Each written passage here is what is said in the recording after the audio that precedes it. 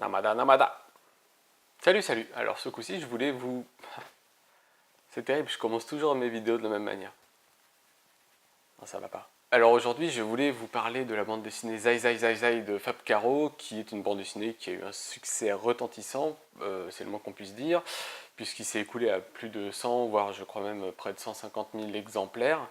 Voilà, donc c'est très intéressant tout ça, les chiffres et tout, c'est vachement bien. Bref, on peut voir que je suis quand même vachement en avance sur mon temps, donc je comprendrais que vous vous disiez mais le mec est complètement aux fraises, il est à la ramasse.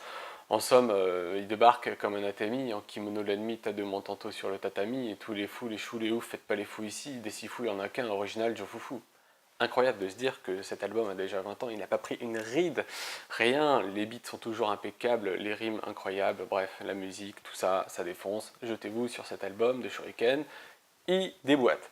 J'avais abordé Fab Caro il y a quelques années de ça sans trop le savoir, en fait, en lisant Z comme Don Diego, le volume 1, c'était Coup de foudre à l'Hacienda, c'est ça qui me dit C'est ça, Coup de foudre à l'Hacienda, c'était le tome 1, il y avait eu un tome 2 ensuite, puis il y avait eu une espèce de compilation, une intégrale, qui se contentait de créer la symbiose de ces deux volumes, et donc voilà quoi. Bon alors Zai Zai Zai Zai, Kezako, de quoi que ça cause? Alors c'est l'histoire de Fabrice, un gars qui apparemment dessine des bandes dessinées, qui va au supermarché mais qui oublie de prendre sa carte de fidélité de course.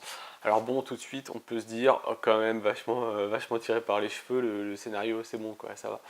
Alors c'est vrai que bon, faut faire un petit peu preuve d'ouverture d'esprit, hein, si on n'est pas trop, si on verse pas trop vers le côté fantastique, science-fiction et tout, on peut se dire bon c'est quand même un peu abusé de faire des trucs comme ça, bon voilà c'est bon, tu nous as saoulé quoi.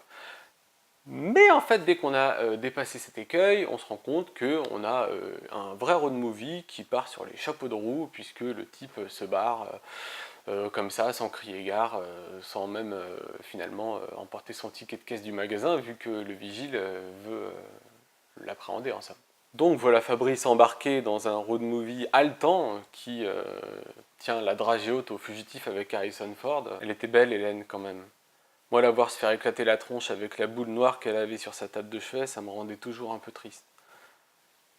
Mais bon, ça c'était avant de se faire poinçonner par Dr House. Ah oui, donc comme je le disais, Fabrice, c'est un dessinateur de bande dessinée.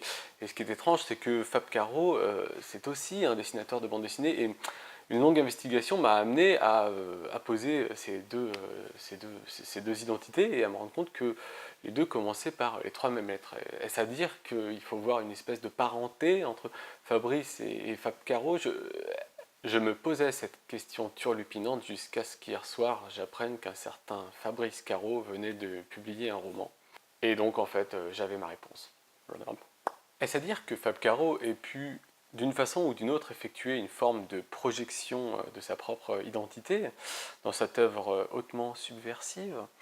Se pourrait-il qu'il ait osé verser dans le filtre autofictionnel, comme savent si bien le faire des écrivains ou écrivaines comme Christine Angot ou Émilie Frêche, qui ne l'est plus tellement? Serait-il envisageable que derrière le prénom Fabrice se cache Fab Caro? Est-ce que Fab Caro serait en train de tenter de nous faire part d'une façon aussi habile que sulfureuse que lui aussi parfois aime se foutre du fonctionnement de notre société et que lui aussi parfois sort de chez lui sans sa carte de course? Qu'il se révélerait être le genre d'énergumène qui traverse en dehors des passages cloutés ou qui adresse encore la parole aux femmes dans la rue?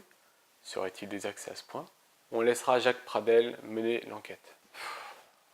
Alors que ce bon vieux Fabrice fuit, qu'il est persécuté, comme tout bon anarchiste qu'il est, on se rend compte qu'il y a une machine médiatique qui s'en mêle, qui s'en mêle d'ailleurs dans tous les sens, dans les deux sens du terme, enfin, s'en mêle et s'en mêle, tu vois ce que je veux dire? Enfin, l'emballement médiatique traditionnel, tu connais. Bref, c'est compliqué d'en dire un peu davantage sur cette BD, surtout qu'elle est... C'est quand même un bijou d'absurde, donc c'est peut-être pas très pertinent d'en dire davantage, mais par contre, il faut vraiment y aller. Moi, j'ai pas le bouquin là, donc je peux pas vous le présenter. Néanmoins, prochain coup, je vous parlerai sûrement de ceci, qui est aussi un petit bijou dans le même registre, mais avec un parti pris graphique assez différent. On en recose le prochain coup. Salut les gus!